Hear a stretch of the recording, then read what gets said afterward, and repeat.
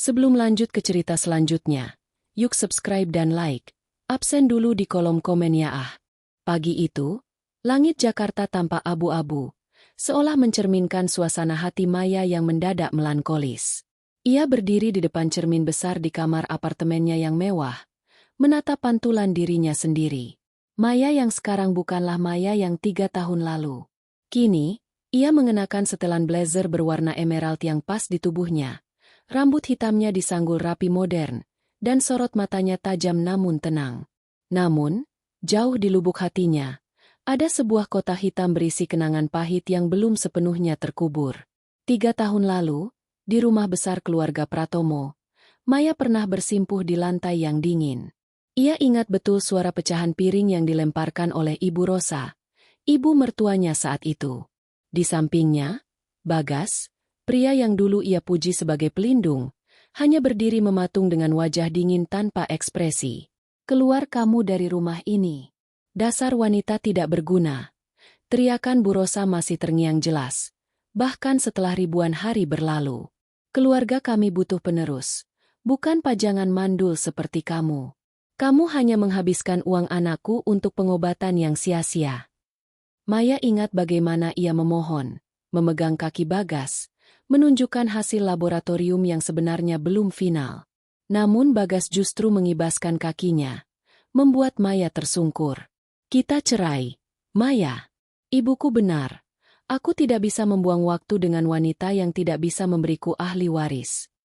Kata-kata itu adalah belati yang mengoyak harga dirinya sebagai seorang wanita. Ia diusir hanya dengan satu koper kecil, di tengah hujan deras. Tanpa uang sepeser pun karena seluruh asetnya selama menikah telah ia serahkan untuk modal usaha Bagas yang saat itu hampir bangkrut. Bagas sukses di atas keringat Maya, namun mencampakkannya saat Maya divonis rusak. Maya menghela napas panjang, mengusir bayangan hitam itu. Ia meraih tas kulit merek ternama yang terletak di meja rias. Hari ini ia ada janji penting. Bukan janji bisnis, melainkan janji temu di Rumah Sakit Internasional Medika, rumah sakit paling prestisius di kota ini. "Nyonya Maya, mobil sudah siap di bawah." Suara asisten pribadinya melalui sambungan telepon membuyarkan lamunannya. "Ya, saya turun sekarang," jawab Maya singkat. Suaranya kini rendah dan berwibawa. Tak ada lagi getaran ketakutan seperti dulu. Sepanjang perjalanan menuju rumah sakit, Maya menatap keluar jendela mobil. Ia teringat bagaimana ia bangkit dari keterpurukan. Setelah diceraikan, ia kembali ke kota asalnya, bekerja siang malam, dan akhirnya bakatnya dalam analisis keuangan diakui oleh sebuah perusahaan multinasional. Ia bukan lagi Maya yang penurut. Ia adalah konsultan keuangan yang disegani. Namun, ada satu hal yang tetap mengganjal. Sebuah pemeriksaan kesehatan rutin yang selalu membuatnya trauma dengan aroma rumah sakit. Mobil berhenti tepat di lobi VIP Rumah Sakit Medika. Sopirnya membukakan pintu dengan hormat. Maya melangkah masuk. Aroma antiseptik yang khas menyambut indranya. Ia berjalan menuju meja pendaftaran khusus, memberikan kartu identitasnya kepada petugas yang langsung menyambutnya dengan senyum lebar. "Selamat pagi, Ibu Maya. Silakan langsung ke ruang tunggu eksekutif di lantai 3. Dokter sudah menunggu Anda," ujar petugas itu dengan sangat sopan. Maya mengangguk dan berjalan menuju lift. Saat pintu lift akan tertutup, sebuah tangan menahan pintu tersebut. Beberapa orang masuk ke dalam lift yang sama. Maya menggeser posisinya ke pojok belakang, mencoba menjaga jarak privasi. Namun, indera penciumannya menangkap aroma parfum yang sangat ia kenali. Parfum maskulin yang dulu sering ia pilihkan untuk suaminya. Dan aroma parfum melati yang menyengat milik Bu Rosa. Jantung Maya berdegup kencang. Ia menundukkan wajahnya sedikit. Namun melalui pantulan dinding lift yang mengkilap, ia melihat mereka. Bagas, mengenakan kemeja yang tampak mahal namun sedikit berantakan. Dan Bu Rosa yang masih tampak angkuh dengan perhiasan emas yang mencolok di leher dan lengannya. Di antara mereka, ada seorang wanita muda yang tampak pucat, bersandar pada lengan Bagas. "Sabar ya, Siska sayang. Kita sudah sampai di rumah sakit terbaik. Dokter di sini pasti bisa menjaga cucu ibu dengan baik." Suara Bu Rosa terdengar sangat lembut, Tipe suara yang tidak pernah ia gunakan kepada Maya dulu. Perutku sakit sekali, Mas. Keluh wanita bernama Siska itu. Tahan sebentar, sayang. Ini demi anak kita. Sahut Bagas sambil mengusap kepala wanita itu. Maya mengepalkan tangannya di balik tas. Ada rasa sakit yang mencuat, bukan karena ia masih mencintai Bagas, tapi karena ketidakadilan yang ia rasakan. 3 tahun lalu ia dibuang seperti sampah karena alasan medis, dan kini ia harus terjebak di ruang sempit yang sama dengan orang-orang yang telah menghancurkan hidupnya. Lift berdenting di lantai 2. Bagas dan rombongannya tidak keluar. Ternyata mereka menuju lantai yang sama. Lantai 3, polis spesialis. Saat pintu lift terbuka di lantai 3, Bu Rosa melangkah keluar dengan terburu-buru, tanpa sengaja menyenggol bahu Maya. Kalau jalan lihat-lihat dong. Hardik Bu Rosa tanpa menoleh. Kebiasaan buruknya yang tidak pernah berubah, selalu merasa benar. Maya tidak membalas. Ia melangkah keluar dengan anggun, berjalan beberapa langkah di belakang mereka. Ia ingin segera masuk ke ruang tunggu VIP agar tidak perlu berinteraksi. Namun takdir berkata lain. Ruang administrasi di lantai 3 ternyata sedang mengalami pemeliharaan sistem, sehingga semua pasien, termasuk pasien VIP, harus mengantre sejenak di area ruang tunggu utama yang mewah sebelum dipanggil ke ruangan masing-masing. Maya duduk di kursi kulit yang nyaman di sudut ruangan, mencoba menutupi wajahnya dengan majalah kesehatan. Namun, suara berisik Bu Rosa sulit diabaikan. Bagas, lihat itu. Bukannya itu si Maya? Bisik Bu Rosa dengan suara yang sengaja dikeraskan. Maya memejamkan mata. Sial, ia ketahuan. Ia menurunkan majalahnya perlahan.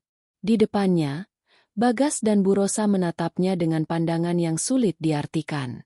Bagas tampak terkejut melihat perubahan penampilan Maya yang drastis. Sementara Bu Rosa langsung memasang wajah menghina. Wah, lihat siapa ini. Si wanita sial yang akhirnya menampakkan diri, ujar Bu Rosa sambil melipat tangan di dada, melangkah mendekati Maya dengan senyum sinis yang sangat Maya kenali. Ngapain kamu di sini, Maya? Sakit ya? Apa rahimmu yang busuk itu makin bermasalah? Maya menarik napas dalam, mencoba tetap tenang. Ia berdiri perlahan, menunjukkan tinggi badannya yang sebenarnya dan aura yang jauh lebih kuat. Ia menatap tepat di mata mantan ibu mertuanya. Halo, Bu Rosa. Apa kabar? Jawab Maya dengan nada yang sangat datar, bahkan cenderung dingin. Bagas ikut melangkah maju. Matanya memindai pakaian Maya dari atas ke bawah. Maya, kamu banyak berubah. Tapi benar kata ibu. Ngapain kamu di rumah sakit ini? Ini rumah sakit mahal. Kamu sakit apa? Maya tersenyum tipis. Sebuah senyuman yang tidak mencapai matanya. Saya tidak sakit. Saya hanya ada janji temu. Halah, paling juga berobat karena penyakit mandulmu itu belum sembuh-sembuh, kan? Sahut Bu Rosa ketus. Atau jangan-jangan kamu sedang mencari mangsa baru di sini? Lelaki kaya yang bisa kamu tipu. Maya hanya menatap mereka dengan tatapan iba, seolah sedang melihat 2 orang asing yang sedang melucu. Ia belum tahu bahwa dalam beberapa menit ke depan, kesombongan orang-orang ini akan segera diruntuhkan oleh kenyataan yang tidak pernah mereka bayangkan sebelumnya. Suasana ruang tunggu lantai 3 yang tadinya tenang kini mendadak tegang. Aroma kopi dari mesin otomatis di sudut ruangan seolah kalah pekat oleh aroma permusuhan yang menguar dari kehadiran keluarga Pratomo. Maya masih berdiri tegak, membiarkan tatapan menghina dari Bu Rosa menyapu penampilannya. Ia menyadari bahwa di mata wanita tua itu, ia akan selalu menjadi Maya yang dulu, menantu malang yang bisa diinjak hidupnya. Bagas melangkah lebih dekat, mengabaikan Siska yang masih meringis sambil memegangi perutnya. Ada kilatan aneh di mata Bagas, campuran antara rasa tidak percaya dan sedikit kekaguman yang berusaha ia tekan. Bagas tidak bisa membohongi dirinya sendiri. Maya yang berdiri di depannya sekarang terlihat jauh lebih bersinar daripada saat masih menjadi istrinya. Kulitnya yang dulu kusam karena kelelahan mengurus rumah tangga tanpa asisten, kini tampak sehat dan bercahaya. Kamu belum menjawab pertanyaanku, Maya, ujar Bagas dengan nada yang sengaja diberatkan, mencoba mengambil kendali situasi. Bagaimana kamu bisa ada di sini? Rumah Sakit Medika Internasional bukan tempat yang bisa didatangi sembarang orang dengan BPJS atau asuransi kelas 3. Biaya pendaftarannya saja setara dengan gaji buruh sebulan. Maya memperbaiki posisi tas Hermes di lengannya. Sebuah gerakan kecil yang membuat mata Bu Rosa langsung tertuju pada logo emas di tas tersebut. Dunia ini luas, Bagas. Begitu juga dengan rezeki Tuhan. Aku tidak perlu menjelaskan bagaimana aku bisa berada di sini. Itu bukan urusanmu lagi sejak 3 tahun lalu. Bu Rosa tertawa sumbang. Suara tawanya memantul di dinding kaca ruang tunggu yang mewah. Dengar itu, Bagas. Dia sudah pintar bicara sekarang. Sepertinya kamu sudah menemukan pria tua yang cukup bodoh untuk membiayaimu, ya? Kasihan sekali pria itu. Dia pasti belum tahu kalau dia hanya membuang-buang uang untuk wanita yang tidak bisa membuahkan hasil. Siska, istri baru Bagas, ikut menimpali meski suaranya terdengar lemah. Mas, sudah tidak usah diladeni. Mungkin dia cuma mau pamer karena tahu kita sedang ada di sini. Siska menatap Maya dengan tatapan kompetitif.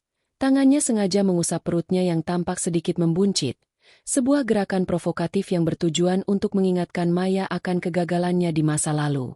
Maya merasakan sedikit denyut di pelipisnya. Namun ia tetap tenang. Pamer. Untuk apa aku pamer pada orang-orang dari masa laluku yang sudah aku lupakan? Aku di sini karena urusan penting. Sebaiknya kalian fokus saja pada kesehatan istri barumu itu. Bagas. Dia terlihat tidak baik-baik saja. Jangan sok tahu, bentak Bu Rosa. Siska hanya sedang mengandung cucu kesayanganku. Wajar kalau dia merasa lemas. Ini yang namanya hamil. Maya, sesuatu yang tidak pernah dan tidak akan pernah kamu rasakan seumur hidupmu. Kami di sini untuk bertemu dokter ahli, memastikan calon pewaris bisnis Bagas lahir dengan selamat. Bukan seperti kamu, datang ke sini sendirian, duduk di pojokan seperti orang hilang. Maya hanya tersenyum tipis. Oh, jadi kalian sedang menunggu dokter? Sama, aku juga sedang menunggu suamiku. Jawaban itu membuat suasana hening seketika. Bagas mengerutkan kening. Sementara Bu Rosa tampak hampir tersedak ludahnya sendiri. Suami. Bagas mengulangi kata itu dengan nada tidak percaya. Kamu sudah menikah lagi? Kapan? Dengan siapa? Memangnya aku harus mengirimkan undangan padamu? Maya bertanya balik dengan nada menyindir. Aku sudah menikah setahun yang lalu. Dia pria yang sangat baik, yang menerimaku apa adanya tanpa menuntut hal-hal yang di luar kehendak Tuhan. Bu Rosa mendengus remeh, mencoba memulihkan harga dirinya yang sempat goyah. Halah, paling-paling juga menikah dengan pegawai kantoran biasa yang tidak mampu membayar biaya rumah sakit ini. Mungkin kamu cuma pura-pura punya suami supaya tidak malu di depan kami. Atau jangan-jangan. Bagas memotong. Matanya menyipit penuh prasangka. Suami barumu itu mandul juga? Makanya dia mau menerimamu? Ya, itu masuk akal. Kumpulan orang-orang cacat memang biasanya saling menemukan. Kasihan sekali. Pernikahan yang sia-sia karena tidak akan pernah ada suara tangis bayi di rumah kalian. Kalimat Bagas barusan benar-benar keterlaluan. Beberapa orang di ruang tunggu mulai melirik ke arah mereka. Merasa risih dengan keributan tersebut. Namun, Maya tidak membalas dengan kemarahan. Ia justru merasa kasihan. Kasihan pada Bagas yang pemikirannya masih sempit.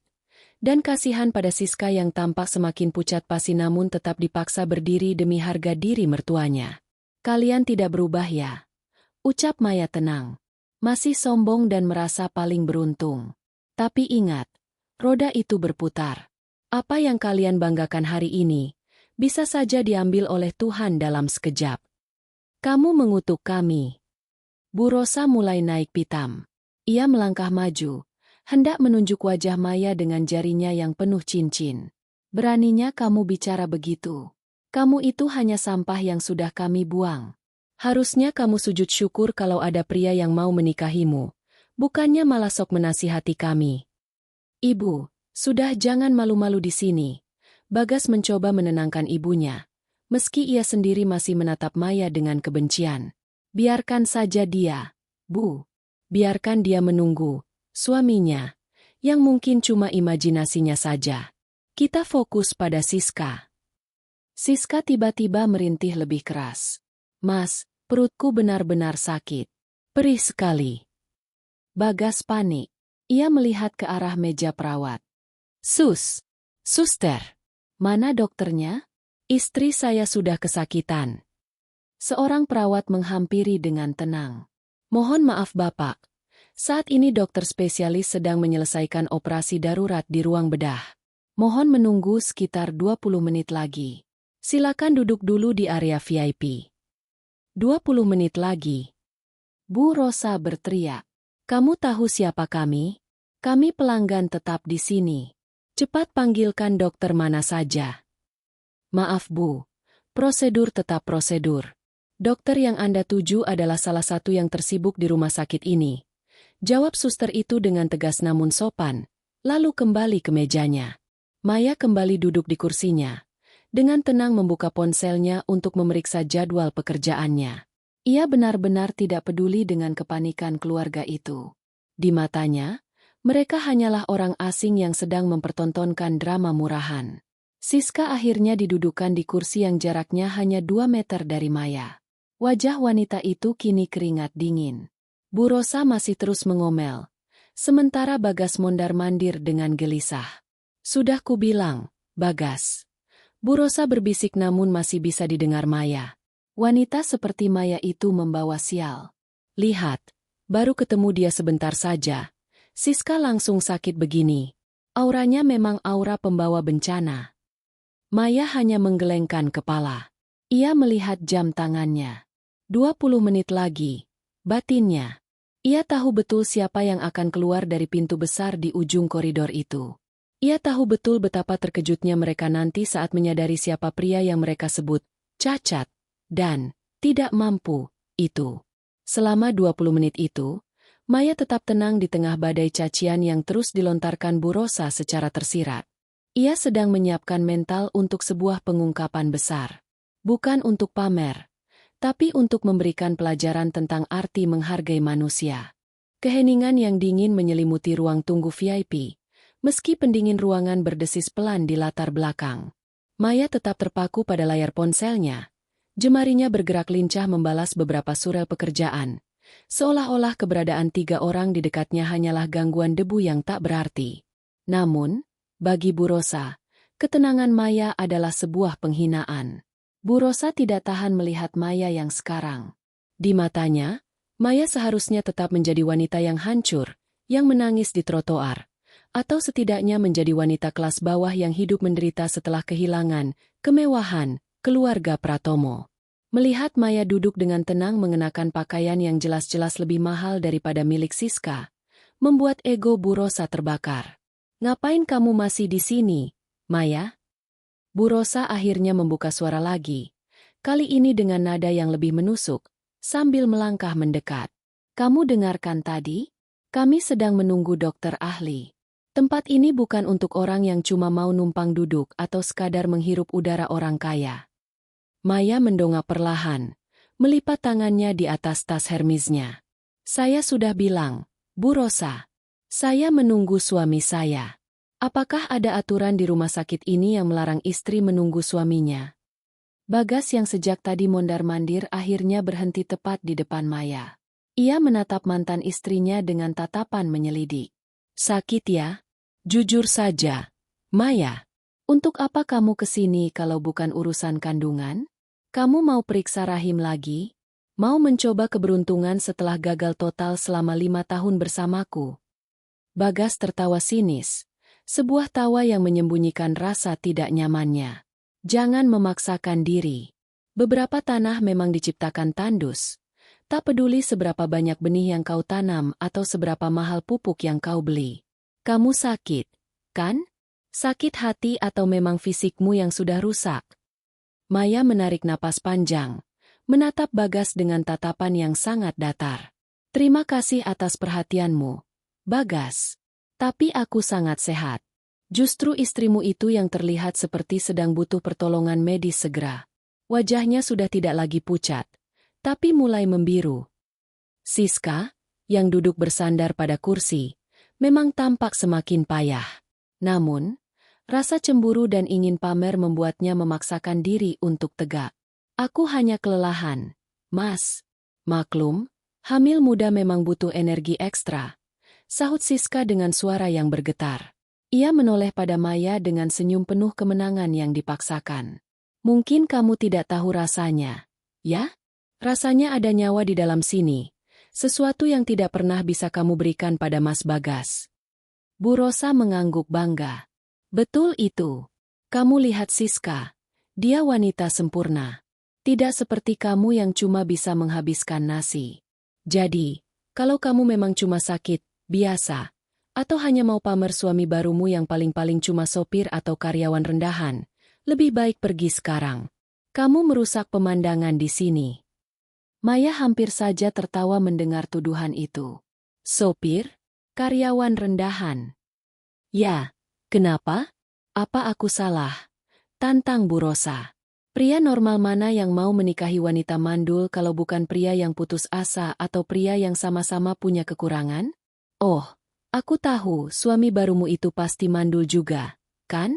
Kalian berdua adalah pasangan yang serasi dalam kegagalan. Bagas ikut menimpali. Itu masuk akal. Mungkin kalian sedang melakukan program pengobatan murah di sini. Tapi asal kamu tahu, Maya, Medika Internasional ini punya standar tinggi. Jangan sampai kamu berutang hanya demi terlihat setara dengan kami. Maya tidak segera menjawab. Ia melirik jam di pergelangan tangannya. Sudah hampir 15 menit sejak mereka mulai menyerangnya. Ia bisa saja memanggil satpam atau menunjukkan identitas suaminya sekarang juga. Namun ia memilih untuk membiarkan mereka menggali lubang mereka sendiri lebih dalam. Suamiku bukan orang yang seperti kalian bayangkan, ucap Maya lirih namun penuh penekanan. Dia adalah pria yang sangat menghargai wanita. Dia tidak pernah menilai seseorang hanya dari kemampuannya untuk bereproduksi. Baginya, aku adalah dunianya, dengan atau tanpa anak. Cuy, kata-kata manis pria miskin, desis Bu Rosa. Lelaki yang tidak punya apa-apa memang biasanya cuma punya modal omongan besar. Kalau dia sehebat itu, mana dia sekarang? Kenapa dia membiarkan istrinya duduk sendiri di sini dan dihina oleh kami? Dia sedang bekerja, jawab Maya singkat. Bekerja? Bagas tertawa terbahak-bahak. Jadi dia salah satu petugas kebersihan di sini? Atau tukang parkir? Astaga, Maya. Seleramu jatuh drastis ya. Dulu kamu punya aku, pengusaha properti yang sukses. Sekarang kamu cuma punya buruh rumah sakit. Tepat saat Bagas menyelesaikan kalimatnya, seorang perawat senior keluar dari pintu akses khusus dokter di belakang meja administrasi. Perawat itu melihat ke sekeliling dengan wajah serius, mencari seseorang. Begitu matanya menangkap sosok Maya, wajah perawat itu langsung berubah ramah dan ia berjalan cepat menghampirinya. Nyonya Maya, mohon maaf sekali atas keterlambatannya, ujar perawat itu sambil membungkuk sopan. Operasi darurat tadi sedikit lebih rumit dari dugaan awal, tapi saat ini sedang dalam proses pembersihan. Beliau meminta Anda untuk bersabar sekitar 5 menit lagi. Bagas, Bu Rosa, dan Siska terdiam melihat perlakuan istimewa tersebut. Perawat itu bahkan tidak menoleh ke arah mereka. Padahal Bagas tadi sudah berteriak-teriak meminta perhatian. Tunggu, suster. Panggil Bu Rosa dengan nada kasar. Kenapa kamu hanya bicara pada wanita ini? Istri anak saya sedang sakit. Kami sudah menunggu lama untuk bertemu dokter. Perawat itu menoleh. Raut wajahnya kembali formal dan dingin. Mohon maaf, Bu. Anda harus menunggu sesuai nomor antrean. Saat ini jadwal dokter sedang sangat padat.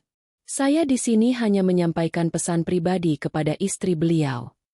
Istri beliau. Bagas mengulangi kata itu dengan bingung.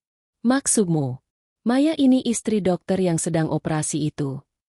Suster itu menatap Bagas dengan bingung. Tentu saja. Beliau adalah Nyonya Maya Pratama, istri dari direktur sekaligus kepala spesialis kami. Duar, bagaikan disambar petir di siang bolong. Wajah Bu Rosa langsung pucat. Ia menatap Maya, lalu menatap suster itu kembali. Direktur? Dokter spesialis? Kamu jangan bercanda. Suster, suami wanita mandul ini pasti bukan orang penting. Namun Maya hanya tersenyum tenang. Kenapa, Bu Rosa? Kenapa kalian tampak begitu kaget? Bukankah tadi kalian bilang suamiku pasti pria mandul yang putus asa? Maya kemudian bangkit berdiri, merapikan bajunya, dan menatap Bagas yang kini tampak seperti kehilangan oksigen. Jangan pernah meremehkan seseorang hanya karena mereka tidak memiliki apa yang kamu punya. Karena terkadang, Tuhan mengambil sesuatu darimu hanya untuk memberikan yang jauh lebih baik di masa depan. Pintu besar di ujung koridor mulai terbuka. Suara langkah kaki yang mantap terdengar bergema di lorong yang sunyi itu. Maya membalikan badannya, membelakangi mantan keluarga mertuanya, menyambut sosok yang kini menjadi pusat semestanya. Waktunya hampir habis. Bagas, kebenaran akan segera terungkap sepenuhnya. Bisik Maya tanpa menoleh. Ketegangan di ruang tunggu itu seolah mencapai titik didih. Meskipun perawat tadi sudah memberikan petunjuk yang cukup jelas, ego Bu Rosa yang setinggi langit menolak untuk memproses informasi tersebut.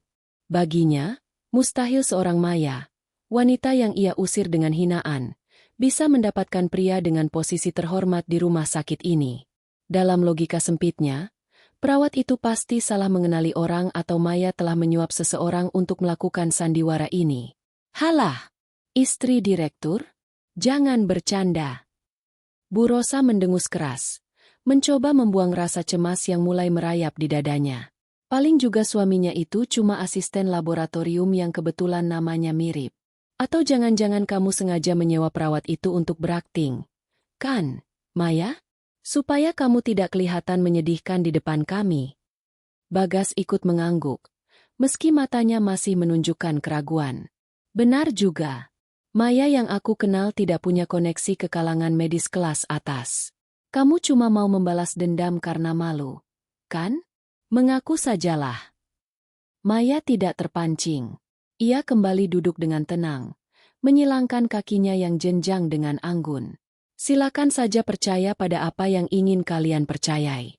Aku tidak punya kewajiban untuk membuktikan kebahagiaanku pada kalian.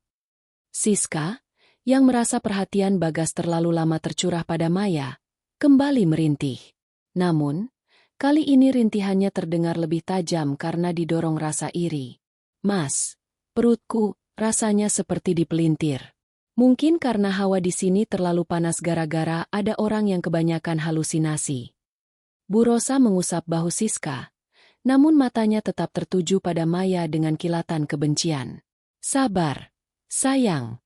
Sebentar lagi dokter yang asli akan datang. Bukan dokter imajinasi seperti suaminya si Maya ini. Pria yang mau sama wanita mandul itu kalau bukan mandul juga, pasti dia punya kelainan jiwa. Siapa pria normal yang mau membangun rumah tanpa pondasi? Menikahi wanita mandul itu sama saja dengan membangun kuburan untuk nama besar keluarga. Ibu benar, sahut Bagas dengan nada menghina.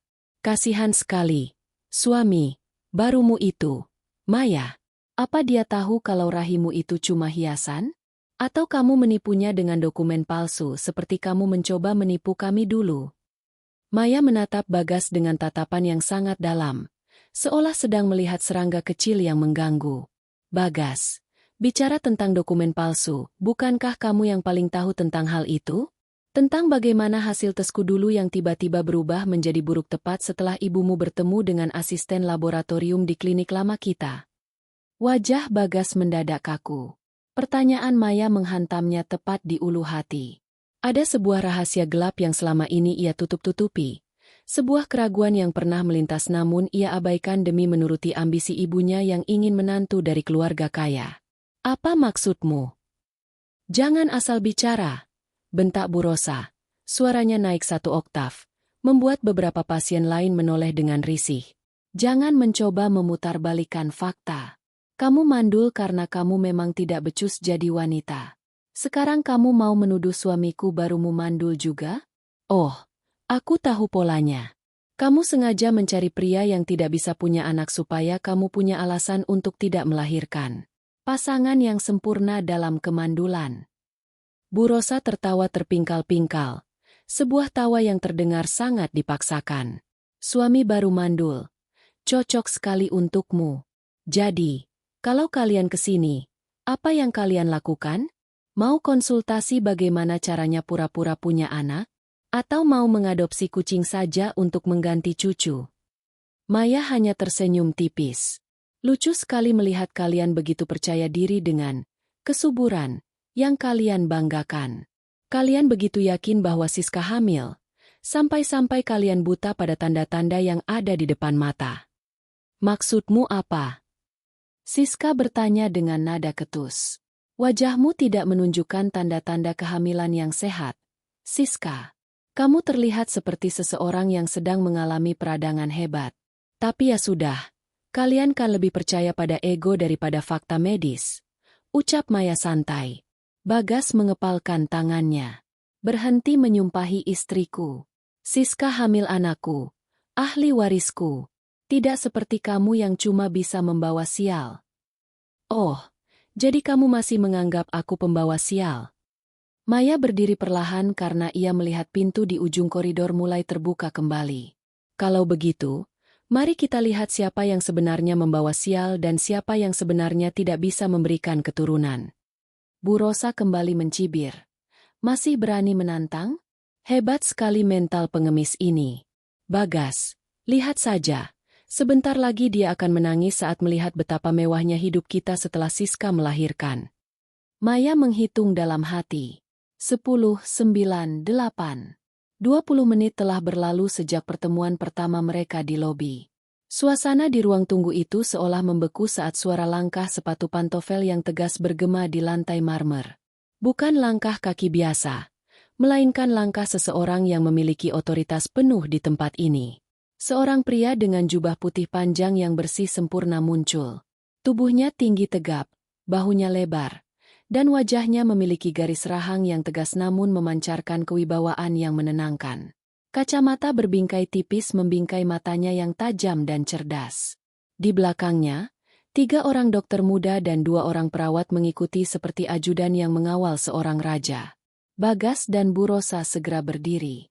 Mereka menyangka dokter tersebut adalah spesialis yang akan menangani Siska. Bagas mencoba memasang senyum terbaiknya, siap untuk memamerkan status sosialnya sebagai pengusaha. Dokter, akhirnya Anda datang. Istri saya. Bagas memulai kalimatnya dengan suara keras, mencoba memotong jalur agar langsung dilayani. Namun, dokter tampan itu bahkan tidak melirik ke arah Bagas. Matanya hanya tertuju pada satu titik di sudut ruangan. Bagas dan Bu Rosa ternganga saat melihat dokter yang tampak sangat berkuasa itu melangkah melewati mereka begitu saja. Seolah-olah mereka hanya tiang listrik yang tak bernyawa. Dokter itu berjalan lurus menuju Maya. Wajah dingin dokter itu seketika mencair menjadi senyuman yang sangat hangat saat ia berdiri di depan Maya. Ia mengabaikan semua mata yang menatapnya dengan penuh tanda tanya. Sayang. Maaf membuatmu menunggu terlalu lama. Operasi tadi ada sedikit komplikasi, tapi syukurlah semuanya bisa teratasi. Ucap dokter itu dengan suara bariton yang lembut namun berwibawa.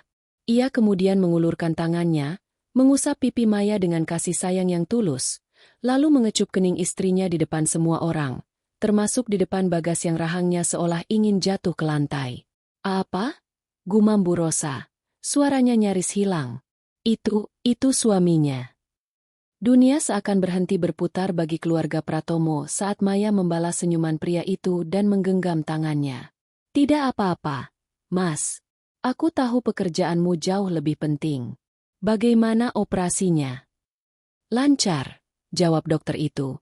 Lalu pandangannya beralih perlahan ke arah Bagas dan Bu Rosa yang berdiri mematung dengan wajah pucat pasi. Senyum hangat di wajah sang dokter hilang seketika, berganti dengan tatapan sedingin es yang mampu membuat siapapun menggigil. Jadi, dokter itu berucap dengan nada rendah yang mengancam. Siapa tadi yang mengatakan bahwa istriku menikahi pria mandul? Suasana di koridor rumah sakit itu mendadak sunyi senyap. Seolah-olah oksigen di sana telah tersedot habis. Bagas mematung, sementara Bu Rosa menelan ludah dengan susah payah. Pria yang berdiri di hadapan mereka bukan sekadar pria tampan yang tidak sengaja lewat. Ia adalah perwujudan dari kekuasaan, kesuksesan, dan martabat yang selama ini selalu mereka banggakan. Namun kini pria itu berdiri sebagai pelindung Maya. Dokter itu, Dokter Adrian Pratama, tidak melepaskan genggaman tangannya dari jemari Maya. Ia menatap Bagas dan Bu Rosa dengan tatapan yang sangat tajam, seolah-olah ia bisa membaca setiap pikiran kotor yang baru saja mereka lontarkan. Mas Adrian, suara Maya memecah keheningan. Suaranya tetap tenang dan terkendali. Perkenalkan, ini adalah Bagas dan ibunya. Mereka adalah orang-orang dari masa laluku yang tadi sempat kita bicarakan. Adrian menyipitkan mata. Oh, jadi mereka. Sebuah senyum tipis yang meremehkan muncul di bibir Adrian. Orang-orang yang merasa memiliki hak untuk menghakimi rahim seorang wanita berdasarkan diagnosa laboratorium kelas 2. Bagas mencoba memulihkan suaranya. Ego lelakinya merasa sangat terinjak. Bagaimana mungkin Maya, yang ia buang seperti barang rusak, bisa mendapatkan pria yang secara visual dan status jauh berada di atasnya? Jadi, Anda suaminya? Dokter di sini? Tanya Bagas dengan nada yang masih mencoba terdengar menantang, meski suaranya sedikit bergetar. Saya pemilik tempat ini, sekaligus kepala spesialis fertilitas yang Anda tunggu-tunggu sejak tadi. Jawab Adrian dengan nada datar namun menghantam. Bu Rosa nyaris terjengkang. Pemilik rumah sakit? Ia baru saja menghina istri dari pemilik salah satu fasilitas medis terbesar di Jakarta. Namun, rasa sombong yang sudah mendarah daging membuatnya masih berusaha melakukan pembelaan diri. Dokter, Anda pasti tertipu. Maya ini mandul. Dia tidak bisa memberi Anda keturunan. Kami membuangnya karena dia hanya beban keluarga. Anda pria hebat. Jangan biarkan wanita ini menghancurkan garis keturunan Anda. Maya hanya menatap Bu Rosa dengan rasa iba. Wanita itu benar-benar tidak tahu kapan harus berhenti. Adrian tertawa kecil. Suara tawa yang dingin. Menghancurkan garis keturunan? Menarik sekali Anda bicara soal itu di depan saya. Namun, sebelum kita bicara lebih jauh tentang kemandulan, sepertinya Anda punya masalah yang lebih mendesak untuk ditangani. Adrian mengalihkan pandangannya pada Siska, yang kini wajahnya sudah benar-benar pucat dan keringat dingin sebesar biji jagung membanjiri dahinya. Siska tampak sangat kesakitan. Tangannya meremas ke meja Bagas dengan kencang. Bagas, tolong sakit sekali. Rintih Siska. Bagas yang tadinya ingin berdebat dengan Adrian kembali tersadar akan kondisi istrinya. Dokter, tolong bantu istri saya. Dia sedang hamil, dan dia mengeluh sakit perut yang luar biasa. Saya mohon, lakukan sesuatu. Kami sudah menunggu 20 menit. Adrian melirik Siska sekilas, tanpa menyentuhnya. Matanya yang terlatih segera melihat sesuatu yang janggal pada postur tubuh dan rona kulit Siska. Hamil. Anda bilang? Berapa usia kandungannya? Sudah jalan 4 bulan, dokter. Sahut Bu Rosa dengan bangga, mencoba mengalihkan pembicaraan dari rasa malunya. Makanya, tolong segera ditangani. Ini calon cucu saya, ahli waris tunggal keluarga kami. Adrian tidak langsung bergerak. Ia justru menoleh pada istrinya. Maya, sayang. Apakah kamu keberatan jika aku memberikan diagnosa singkat untuk mereka di sini? Anggap saja ini sebagai bentuk pelayanan rumah sakit kita kepada tamu tak diundang. Maya mengangguk. Silakan, Mas. Aku rasa mereka memang butuh penjelasan medis yang akurat, bukan sekadar imajinasi. Adrian kembali menatap Bagas dan Siska. Ia melangkah satu tindak mendekati Siska, namun tetap menjaga jarak profesional. Nyonya Siska, Anda merasa perut Anda membuncit, sering mual di pagi hari, dan siklus bulanan Anda terhenti, bukan? Itulah sebabnya Anda dan keluarga Anda sangat yakin bahwa ini adalah kehamilan. Benar. Tepat sekali, dokter. Seru Bu Rosa kegirangan, merasa mendapat dukungan medis. Dia memang hamil. Namun, potong Adrian dengan suara yang lebih berat. Apakah Anda pernah melakukan USG secara mendalam di bawah pengawasan dokter spesialis yang kompeten?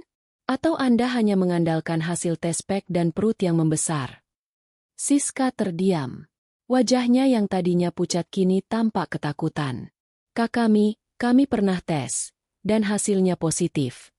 "Positif tidak selalu berarti janin," ujar Adrian dingin. "Gejala yang Anda alami, pembengkakan perut yang terasa keras, nyeri panggul yang tajam, dan wajah yang menguning, lebih mengarah pada cistadenoma ovarium yang sangat besar atau mungkin mioma yang sudah mengalami degenerasi. Perut Anda besar bukan karena ada bayi, tapi karena ada cairan atau massa tumor yang tumbuh di sana." Bagai disambar petir, Bagas dan Bu Rosa ternganga. "Apa? Tumor? Tidak mungkin. Dia hamil. Kami sudah mengadakan acara syukuran," teriak Bu Rosa tidak terima.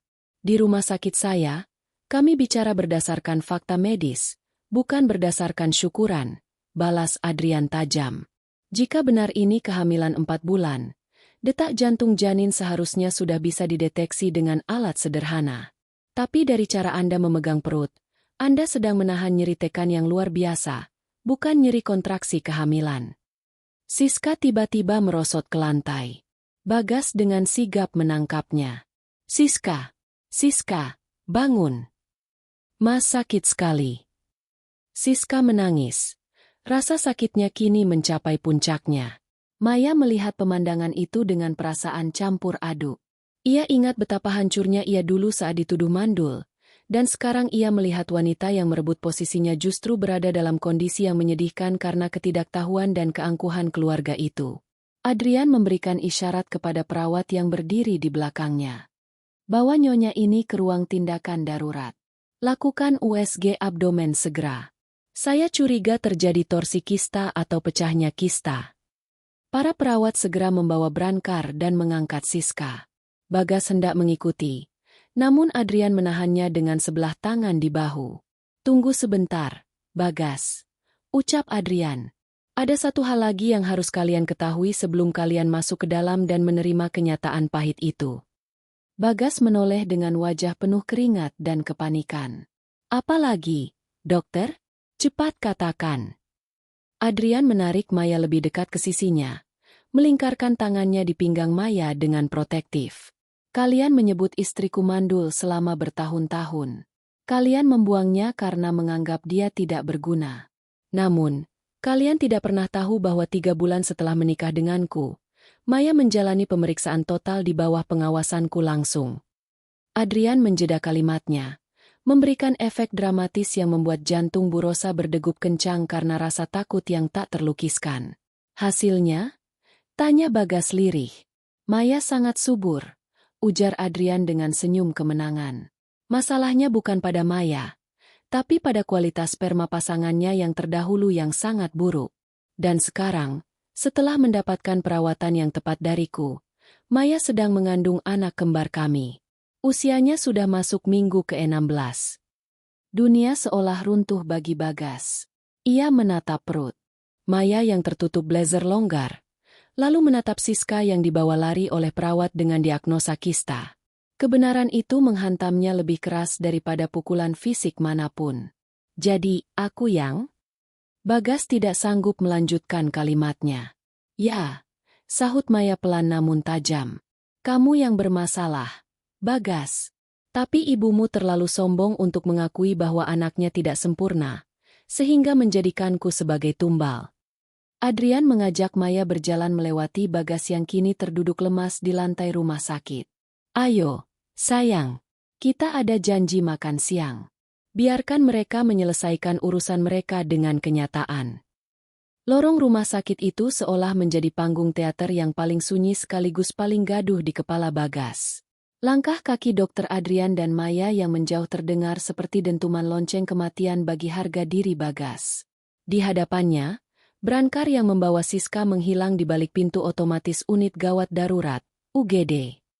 Namun, Bagas tidak segera berlari menyusul. Ia mematung, menatap tangannya yang gemetar, sementara kata-kata Adrian, "Masalahnya bukan pada Maya, tapi pada kualitas sperma pasangannya yang terdahulu," terus berputar seperti kaset rusak di otaknya. Bu Rosa tampak lebih hancur lagi.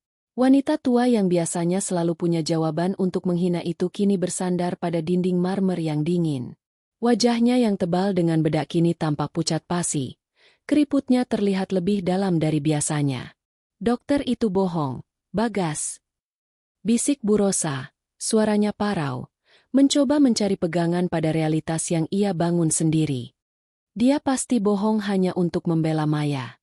Mana mungkin kamu yang bermasalah? Kamu anak ibu. Kamu keturunan Pratomo yang kuat. Bagas menoleh ke arah ibunya dengan tatapan kosong. Ibu, dia itu pemilik rumah sakit ini. Dia Dr. Adrian Pratama, spesialis fertilitas terbaik di negeri ini. Untuk apa dia berbohong tentang hal teknis medis seperti itu di depan umum? Dia mempertaruhkan reputasinya kalau dia bicara asal-asalan. Tiba-tiba, seorang dokter muda yang merupakan asisten Dr. Adrian keluar dari ruang tindakan darurat. Wajahnya serius. Ia memegang sebuah folder hasil diagnosa cepat. Ia melihat Bagas dan Bu Rosa yang masih berada di koridor. Keluarga Nyonya Siska? Tanya dokter muda itu. Bagas tersentak. Ya, saya suaminya. Bagaimana keadaan istri saya? Bagaimana dengan bayinya? Bagas masih mencoba memegang harapan terakhirnya. Harapan bahwa Adrian salah dan Siska benar-benar hamil. Dokter muda itu menghela napas pendek. Tatapannya penuh simpati namun tegas secara profesional. Tuan Bagas, saya baru saja melakukan USG darurat sesuai instruksi Dr. Adrian. Hasilnya cukup memprihatinkan. Tidak ada janin di dalam rahim Nyonya Siska. Apa yang selama ini kalian anggap sebagai kehamilan sebenarnya adalah pseudocisis atau kehamilan semu yang diperparah oleh adanya massa kista berukuran hampir 15 cm. Bu Rosa memekik kecil. Menutup mulutnya dengan tangan. Tumor. Kista? Tapi tes packnya positif. Dok, saya lihat sendiri 2 garis. Pada beberapa kasus tumor ovarium tertentu, massa tersebut bisa menghasilkan hormon yang mirip dengan hormon kehamilan, sehingga alat tes mandiri memberikan hasil positif palsu, jelas dokter itu dengan gamblang. Namun yang lebih berbahaya adalah, kista itu baru saja mengalami torsi atau terpuntir, yang menyebabkan pendarahan internal. Itulah sebabnya istri Anda kesakitan luar biasa. Kami harus segera melakukan operasi pengangkatan ovarium sebelum infeksinya menyebar. Pengangkatan ovarium? Bagas bertanya dengan suara yang nyaris hilang. Artinya, Siska tidak akan bisa punya anak setelah ini. Dokter itu terdiam sejenak. Kemungkinannya sangat kecil, karena kista tersebut sudah merusak jaringan di sekitarnya. Fokus kami sekarang adalah menyelamatkan nyawa istri Anda. Dunia Bagas benar-benar runtuh. Ia jatuh terduduk di kursi tunggu plastik yang keras. Ironi ini begitu tajam hingga terasa sesak di dada. Ia menceraikan Maya karena tuduhan mandul yang ternyata salah sasaran. Lalu ia menikahi Siska demi mendapatkan keturunan. Dan kini Siska justru berada dalam kondisi medis yang akan membuatnya benar-benar tidak bisa memiliki anak. Ini karma, Bu. Gumam Bagas dengan mata berkaca-kaca. Ini karma karena kita sudah membuang Maya. Diam kamu, Bagas. Bu Rosa masih berusaha menyangkal. Ini bukan karma. Ini cuma sial saja. Kita bisa cari pengobatan lain. Pengobatan apa, Ibu? Bagas tiba-tiba berdiri dan berteriak, mengabaikan tatapan orang-orang di sekitarnya. Dokter terbaik di sini sudah mengatakan bahwa aku yang bermasalah sejak awal. Artinya, selama 5 tahun aku menyalahkan Maya, menyiksa batinnya, membiarkan ibu menghinanya. Sebenarnya akulah yang tidak bisa memberikan ibu cucu. Dan sekarang, pria yang paling hebat di rumah sakit ini membuktikan bahwa Maya subur dan sedang hamil anak kembar. Anak kembar, Bu. Bu Rosa terdiam 1000 bahasa.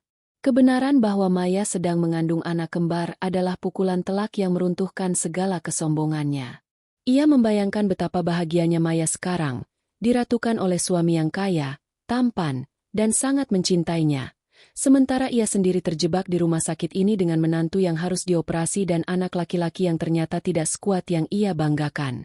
Sementara itu, di sebuah taman atap, Roof Garden, rumah sakit yang privat, Adrian menuntun Maya untuk duduk di sebuah bangku kayu yang nyaman. Angin sepel-sepel memainkan rambut Maya. Adrian menggenggam tangan istrinya, merasakan kehangatan yang selalu menenangkannya setelah jadwal operasi yang melelahkan. "Kamu baik-baik saja, sayang?" tanya Adrian lembut. "Maaf jika pertemuan tadi membuka luka lamamu." Maya tersenyum. Kali ini senyumannya benar-benar tulus dan lepas. "Awalnya aku merasa sesak, Mas.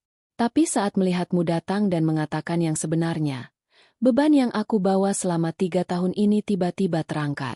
Aku tidak butuh mereka meminta maaf. Melihat mereka tahu bahwa aku tidak bersalah sudah lebih dari cukup bagiku." Adrian mengecup punggung tangan Maya. "Aku sudah tahu tentang kecurangan hasil laboratoriummu dulu sejak aku pertama kali memeriksa rekam medismu saat kita baru kenal. Aku sengaja tidak memberitahumu saat itu karena aku ingin kamu mencintaiku tanpa ada bayang-bayang balas dendam. Tapi hari ini, saat aku melihat mereka menghinamu lagi, aku tidak bisa diam saja." Maya menatap perutnya yang masih tampak rata namun ia tahu ada kehidupan di sana. "Terima kasih, Mas. Terima kasih sudah memilihku. Dan terima kasih sudah memberikan keadilan yang tidak pernah aku minta."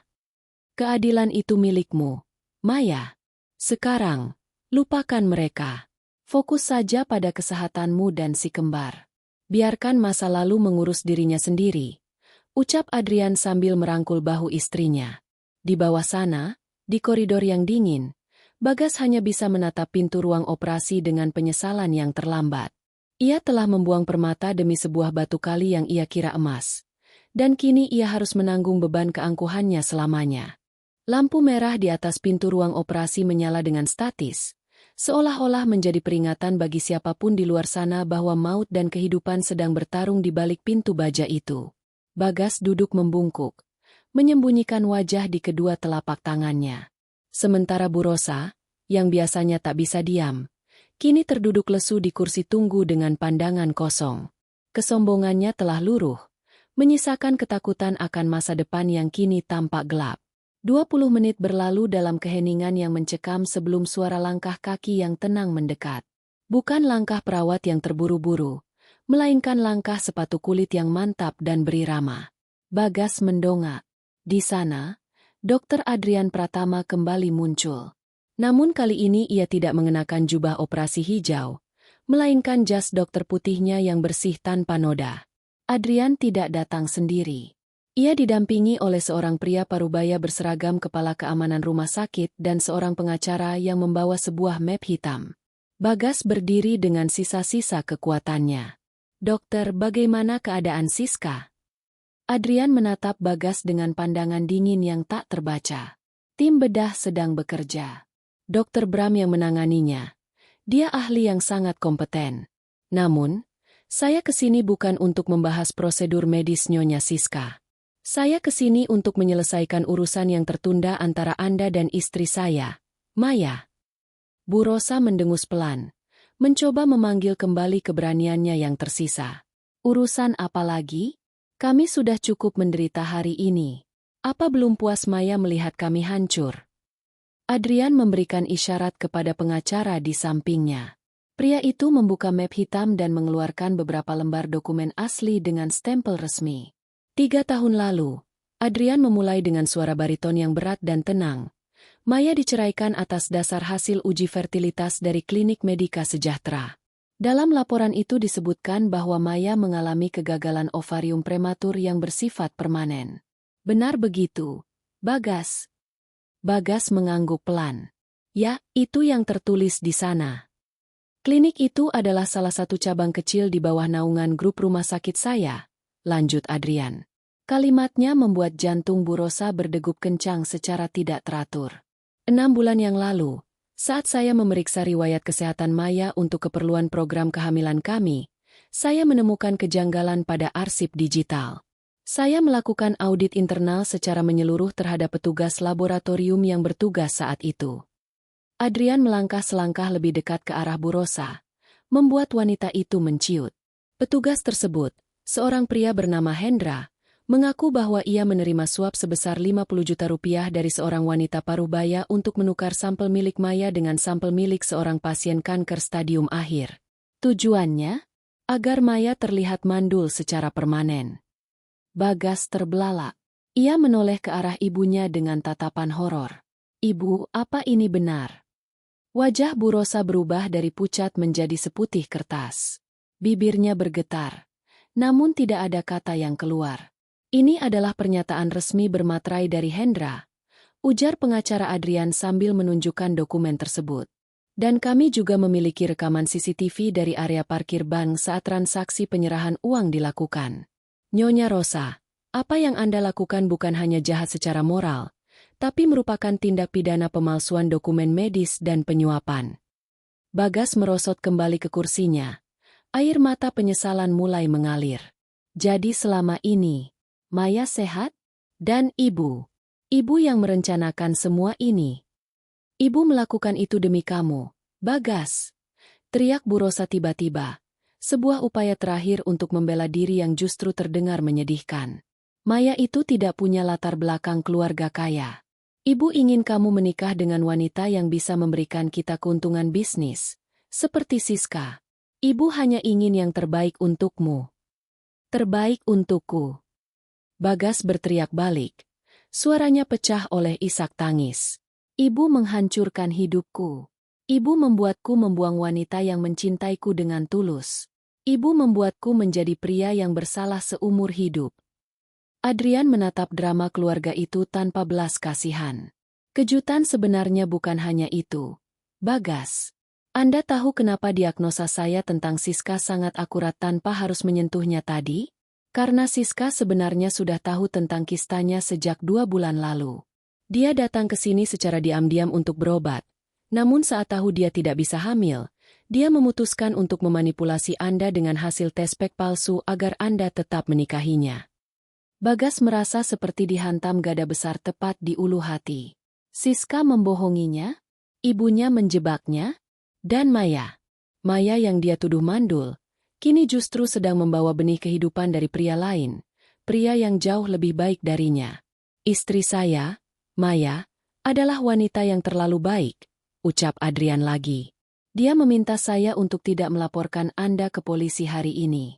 Dia hanya ingin Anda tahu kebenaran yang sesungguhnya agar Anda tidak lagi menghina wanita manapun dengan dalih kemandulan. Adrian menatap Bagas dengan pandangan final. Hari ini, Anda kehilangan segalanya. Istri yang sedang dioperasi, kehamilan yang Anda dambakan, dan harga diri Anda sebagai seorang lelaki. Sementara itu, saya akan membawa istri saya pulang ke rumah yang penuh cinta, untuk menyambut kelahiran 2 putra kembar kami beberapa bulan lagi. Adrian membalikkan badan. Jas putihnya berkibar saat ia melangkah pergi. Bagas hanya bisa menatap punggung Adrian dengan rasa iri dan penyesalan yang membakar. Ia teringat bagaimana dulu ia sering membentak Maya hanya karena masakan yang kurang asin atau karena Maya lupa menyetrika kemejanya. Ia teringat betapa dinginnya ia saat Maya menangis terseduh-seduh saat diusir dari rumah. Sekarang, semua itu berbalik 180 derajat. Maya telah menjadi ratu di istana yang sesungguhnya, sementara ia terjebak dalam reruntuhan kebohongan yang dibangun oleh ibunya sendiri. Bagas, maafkan ibu. Tangis Bu Rosa pecah. Ia mencoba meraih tangan anaknya. Bagas menepis tangan ibunya dengan kasar. Jangan sentuh aku, Bu. Hari ini, ibu tidak hanya kehilangan cucu. Ibu juga kehilangan anak laki-laki ibu. Bagas berdiri dan berjalan menjauh ke arah jendela besar di ujung lorong, menatap langit Jakarta yang mendung. Di sana, di kejauhan, ia seolah melihat bayangan Maya yang sedang tersenyum bahagia, namun senyum itu bukan lagi untuknya. Kebenaran seringkali datang tidak hanya untuk membebaskan, tetapi juga untuk menghancurkan apapun yang dibangun di atas fondasi kebohongan. Di sudut ruang tunggu yang kini terasa sesak oleh penyesalan, Bagas merasa seolah-olah seluruh dunianya baru saja diledakkan berkeping-keping. Ia tidak lagi peduli dengan tatapan para perawat atau desas-desus pasien lain. Fokusnya hanya tertuju pada satu fakta yang menghancurkan jiwanya. Ia telah menukar permata yang tulus dengan kerikil yang beracun. Adrian tidak segera meninggalkan tempat itu. Ia berdiri dengan tenang, memberikan ruang bagi kebenaran yang baru saja ia lempar untuk meresap ke dalam sumsum tulang mantan suami istrinya itu. Ia ingin Bagas merasakan setiap tetes pahit dari racun yang dulu ia suapkan pada Maya. Kenapa, Bagas? Tanya Adrian dengan suara rendah namun menggelegar di telinga Bagas. Kenapa kamu tampak begitu terkejut? Bukankah kamu pria yang sangat percaya pada angka dan hasil laboratorium? Sekarang aku berikan angka yang nyata.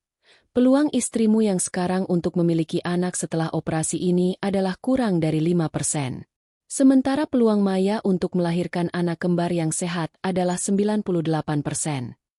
Bagas mengangkat kepalanya. Matanya merah. Bukan hanya karena tangis, tetapi karena kemarahan pada dirinya sendiri. Dokter, apa yang harus saya lakukan sekarang? Adrian tersenyum tipis, sebuah senyum yang sama sekali tidak menunjukkan simpati. Apa yang harus kamu lakukan? Kamu harus hidup dengan ingatan ini. Hidup dengan kenyataan bahwa wanita yang kamu buang karena tidak berfungsi, sebenarnya adalah wanita paling subur yang pernah kamu miliki. Dan pria yang kamu sebut mandul, ini adalah pria yang akan membesarkan anak-anak yang seharusnya bisa menjadi milikmu jika saja kamu punya sedikit saja hati nurani. Bu Rosa, yang masih terduduk lemas, tiba-tiba merangkak mendekati Adrian. Sifat angkuhnya hilang, digantikan oleh keputusasaan seorang wanita tua yang takut kehilangan segalanya. Dokter, tolong jangan laporkan saya ke polisi. Saya akan memberikan apapun. Saya akan meminta maaf pada Maya. Saya akan sujud di kakinya. Adrian menarik kakinya agar tidak disentuh oleh tangan Bu Rosa. Nyonya Rosa, maaf dari Maya sudah Anda dapatkan lewat keputusannya untuk tidak memenjarakan Anda hari ini. Tapi jangan harap Anda mendapatkan tempat di hidup kami lagi.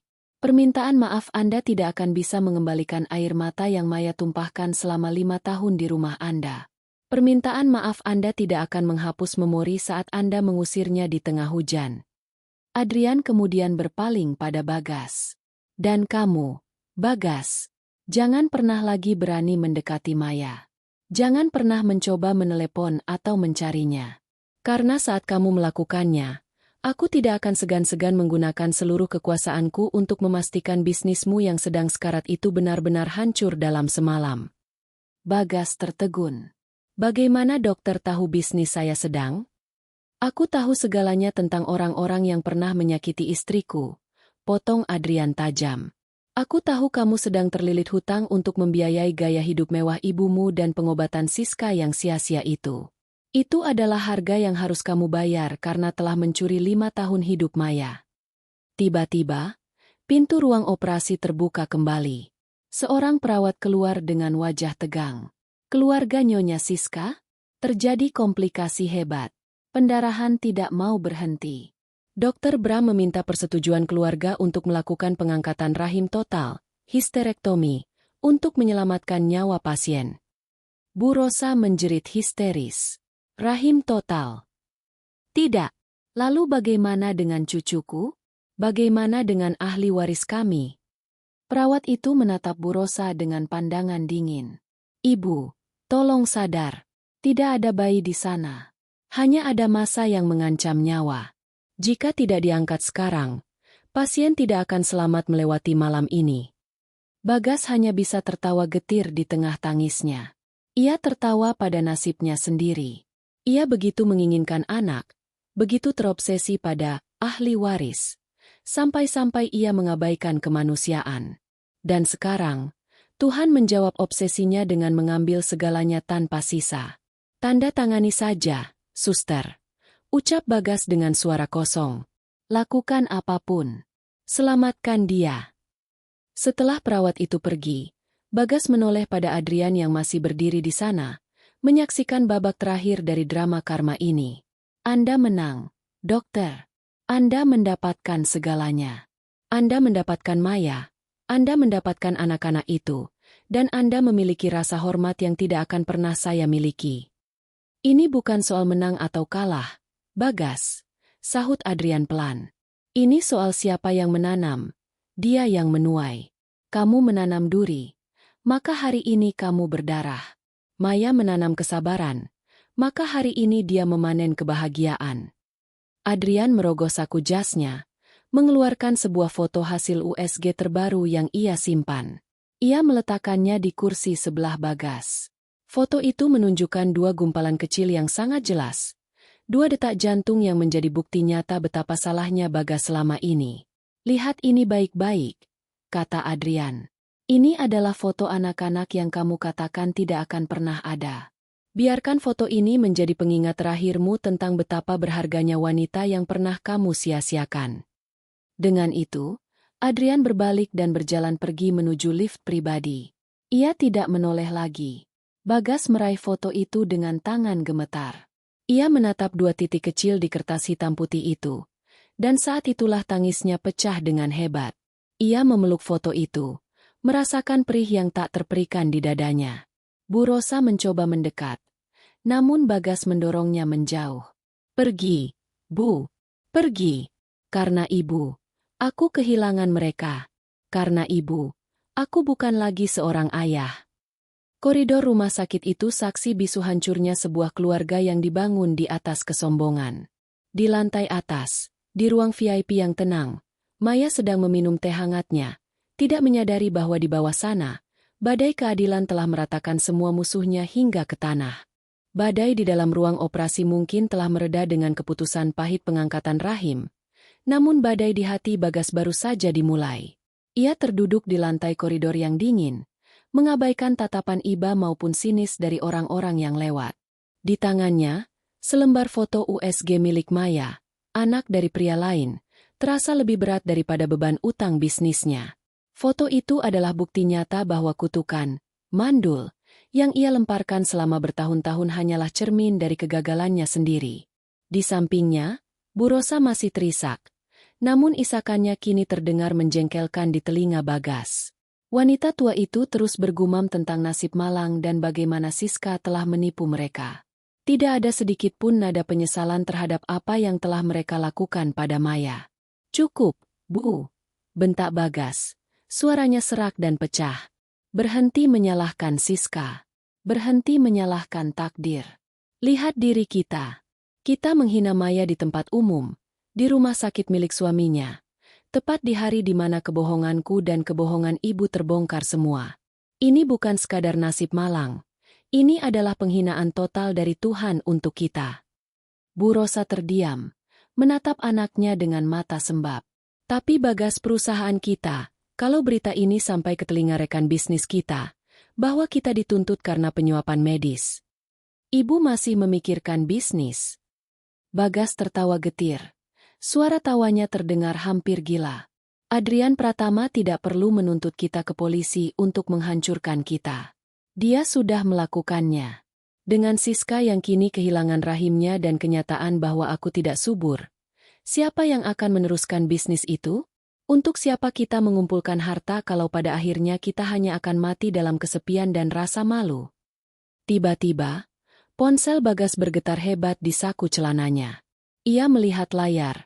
Sekretaris Rudi. Dengan tangan gemetar, ia menggeser tombol hijau. "Halo, Pak Bagas. Bapak di mana?" Suara Rudi terdengar panik di ujung telepon. "Baru saja ada surat pembatalan kontrak dari 3 investor utama kita. Mereka bilang mereka mendapat laporan tentang audit integritas moral perusahaan. Dan lebih buruk lagi, bank baru saja membekukan limit kredit kita karena adanya laporan risiko hukum yang tinggi. Pak, kita bisa bangkrut dalam hitungan hari." Bagas menjatuhkan ponselnya. Ia tidak perlu bertanya siapa yang melakukannya. Adrian telah memperingatkannya. "Aku tahu segalanya tentang bisnismu yang sedang sekarat." Pria itu tidak hanya mengambil Maya dan memberikan kebenaran medis. Dia juga sedang mencabut akar kehidupan ekonomi keluarga Pratomo sebagai balasan atas 5 tahun penderitaan Maya. "Ada apa, Bagas? Apa kata Rudi?" tanya Bu Rosa cemas. Bagas tidak menjawab. Ia berdiri dengan kaki yang terasa lemas seperti jeli. Ia berjalan perlahan menuju ruang kaca yang membatasi koridor dengan taman dalam rumah sakit. Di kejauhan, di lantai atas yang dibatasi pagar kaca eksklusif, ia melihat sosok itu lagi. Maya. Wanita itu sedang berdiri di balkon VIP, ditemani oleh Adrian. Adrian tampak mengenakan jaket cashmere di bahu Maya untuk melindunginya dari angin sore. Mereka tampak sangat bahagia, berbincang kecil sambil sesekali Adrian mengusap perut Maya dengan penuh kasih. Pemandangan itu begitu indah, begitu damai, dan begitu jauh dari jangkauan Bagas. Dulu, posisi di samping Maya adalah miliknya. Dulu, tangan yang mengusap perut itu seharusnya adalah tangannya. Namun, karena keangkuhan dan bisikan ibunya, ia membuang surga itu demi mengejar Fata Morgana. Maya! Bisik Bagas. Air mata jatuh membasahi pipinya. Ia ingin berlari ke sana, bersujud di kaki Maya, dan memohon agar waktu diputar kembali. Ia ingin mengatakan bahwa ia menyesal, bahwa ia mencintainya, bahwa ia bodoh. Namun, ia tahu, kehadirannya sekarang hanya akan menjadi kotoran di tengah kebahagiaan murni mereka. Karma instan ini bekerja dengan sangat presisi. Di saat yang sama ketika Bagas kehilangan masa depannya, ahli waris dari Siska, ia juga kehilangan masa lalunya, kehormatan atas nama baik keluarga, dan masa kininya, kekayaan dan bisnis. 1 jam kemudian, Dr. Bram keluar dari ruang operasi. Wajahnya tampak sangat lelah. Ia menghampiri Bagas dengan sisa-sisa profesionalisme. Operasi selesai. Nyonya Siska selamat. Namun kami terpaksa mengangkat rahim dan kedua ovariumnya karena infeksi kista yang sudah pecah telah merusak jaringan secara luas. Dia sekarang di ruang pemulihan. Anda bisa menemuinya setelah dia sadar. Bagas mengangguk lemah. Terima kasih, Dok. Satu hal lagi, tambah Dr. Bram. Direktur kami, Dr. Adrian, menitipkan pesan ini untuk Anda. Bram menyerahkan sebuah amplop coklat kecil. Bagas membukanya dengan tangan bergetar. Di dalamnya bukan surat ancaman, melainkan tagihan seluruh biaya rumah sakit Siska yang tertulis. Lunas, dibayar oleh Nyonya Maya Adrian Pratama. Di bawah tagihan itu, ada catatan kecil dengan tulisan tangan Maya yang sangat rapi. Tulisan yang dulu sering Bagas lihat di pesan-pesan cinta di bekal makan siangnya. Aku membayarnya bukan karena aku masih peduli, tapi karena aku ingin semua hutang budi dan hutang rasa di antara kita benar-benar selesai hari ini.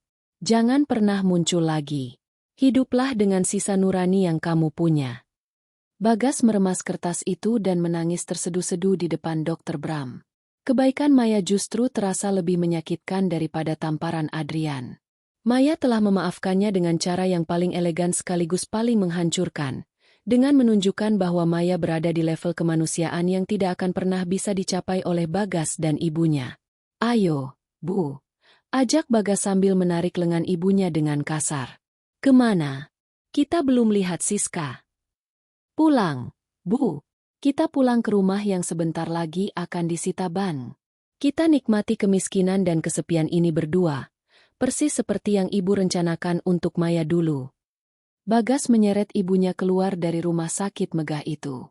Saat mereka melewati lobi, Bagas sempat menoleh ke atas untuk terakhir kalinya. Lampu di ruang VIP Maya menyala terang, sehangat masa depan yang menantinya. Sementara di luar, hujan mulai turun, membilas sisa-sisa kesombongan keluarga Pratomo yang kini hancur lebur di bawah kaki keadilan. 3 bulan telah berlalu sejak badai di Rumah Sakit Medika Internasional meratakan segala bentuk kesombongan keluarga Pratomo. Bagi Maya, waktu seolah berjalan dengan irama yang jauh lebih merdu. Tidak ada lagi debar jantung karena ketakutan. Tidak ada lagi air mata yang tumpah karena merasa tidak berharga. Yang ada hanyalah kedamaian yang mendalam, ditemani oleh tendangan-tendangan kecil dari dalam perutnya yang kini kian membuncit. Pagi itu, sinar matahari masuk melalui celah gorden kamar utama di kediaman Adrian. Maya duduk di tepi tempat tidur, mengelus perutnya yang kini masuk ke usia kehamilan 7 bulan. Di sampingnya, Adrian masih tertidur lelap dengan wajah yang tampak begitu tenang. Wajah seorang pria yang telah bekerja keras menyembuhkan luka masa lalu istrinya. Maya teringat kabar terakhir yang ia dengar tentang Bagas. Bisnis properti pria itu benar-benar kolaps setelah skandal penyuapan medis dan audit keuangan membongkar borok perusahaan mereka. Rumah besar yang dulu menjadi saksi bisu pengusiran Maya telah disita oleh bank. Kabarnya, Bagas kini tinggal di sebuah kontrakan kecil di pinggiran kota bersama ibunya yang terserang stroke ringan akibat syok berat. Siska sendiri telah meninggalkan Bagas tak lama setelah keluar dari rumah sakit, memilih kembali ke keluarganya di luar kota dengan membawa sisa-sisa harga diri yang hancur. Maya menarik napas dalam. Tidak ada rasa dendam, Tidak ada rasa puas yang berlebihan. Hanya ada rasa syukur yang tak terhingga. Ia menyadari bahwa segala rasa sakit yang ia lalui dulu adalah biaya yang harus ia bayar untuk berada di posisi ini sekarang. Sudah bangun, sayang? Suara bariton Adrian memecah lamunannya. Adrian bergerak, lalu menyandarkan kepalanya di bahu Maya. Tangannya otomatis meraba perut sang istri. Si kembar sepertinya sedang semangat pagi ini. Mereka menendang sangat kuat. Maya terkekeh pelan. Mungkin mereka tahu ayahnya sudah bangun.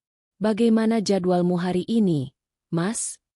Hari ini aku mengosongkan jadwal operasi, ujar Adrian sambil mengecup pipi Maya. Aku ingin menemanimu ke butik bayi. Kita belum memilih dekorasi untuk kamar mereka, kan? Dan aku ingin memastikan kamu tidak terlalu lelah. Maya tersenyum, menyentuh tangan suaminya. Mas, terima kasih ya.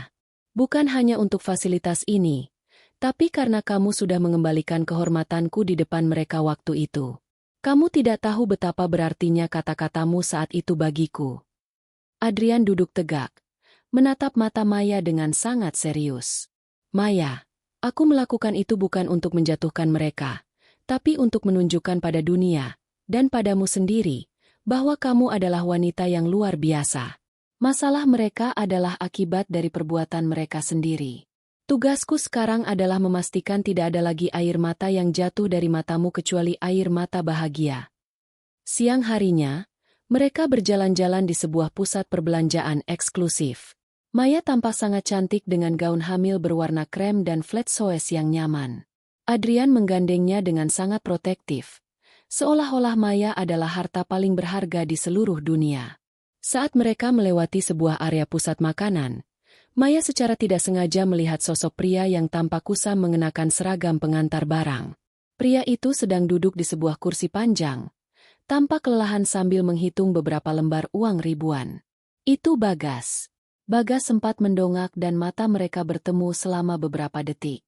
Ada kilatan rasa malu, penyesalan, dan kesedihan yang mendalam di mata Bagas. Namun, Maya tidak membuang muka. Ia hanya memberikan sebuah anggukan kecil yang sopan, bukan sebagai mantan istri yang mendendam, tapi sebagai sesama manusia yang telah menyelesaikan sebuah bab panjang dalam kehidupan. Bagas terpaku. Ia melihat betapa anggunnya Maya, betapa sehat dan bahagianya wanita itu di samping pria sehebat Adrian. Ia melihat perut Maya yang besar, bukti nyata dari semua kebohongannya yang kini menjadi penyesalan abadi. Bagas hanya bisa menunduk dalam, menyadari bahwa jarak di antara mereka sekarang bukan lagi sekadar jarak fisik, melainkan jarak antara surga dan penyesalan. Adrian yang menyadari situasi itu hanya mempererat genggamannya pada tangan Maya. Mau menyapa? Tanya Adrian lembut. Tidak perlu, Mas. Jawab Maya tenang. Masanya sudah selesai. Kita punya jalan sendiri sekarang. Mereka terus berjalan, meninggalkan Bagas dengan kenangannya. Di butik bayi, Maya dan Adrian asyik memilih perlengkapan. Suasana penuh tawa dan diskusi kecil tentang warna cat kamar bayi menjadi penutup hari yang indah. Malam harinya, di balkon rumah mereka yang menghadap ke lampu-lampu kota, Maya berdiri menatap bintang. Ia merenungkan perjalanan hidupnya. Dari seorang istri yang terbuang dan dianggap mandul, menjadi seorang wanita yang mandiri, dicintai, dan kini akan menjadi ibu dari 2 nyawa sekaligus. Ia menyadari satu hal penting, nilai seorang wanita tidak pernah ditentukan oleh rahimnya, tidak juga ditentukan oleh seberapa kaya suaminya. Nilai seorang wanita ditentukan oleh seberapa besar ia mampu bangkit dari kehancuran dan tetap menjaga kebaikan di hatinya meskipun dunia telah berlaku kejam padanya. Terima kasih, Tuhan. Bisik Maya pelan. Adrian datang dari belakang, menyelimutinya dengan kain hangat dan memeluknya. Di bawah langit malam yang cerah, mereka berdua menatap masa depan yang kini terasa sangat nyata dan penuh harapan. Luka itu memang pernah ada, tapi kini ia telah sembuh total, meninggalkan bekas yang hanya berfungsi sebagai pengingat bahwa setelah badai yang paling hebat sekalipun, matahari akan tetap terbit dengan cara yang paling indah. Kisah tentang Maya bukan lagi tentang dendam terhadap mantan suami atau ibu mertuanya. Kisahnya kini adalah tentang cinta, keadilan, dan awal dari sebuah keluarga yang sesungguhnya. Langkah barunya telah dimulai, dan kali ini, ia tidak berjalan sendirian. Tama,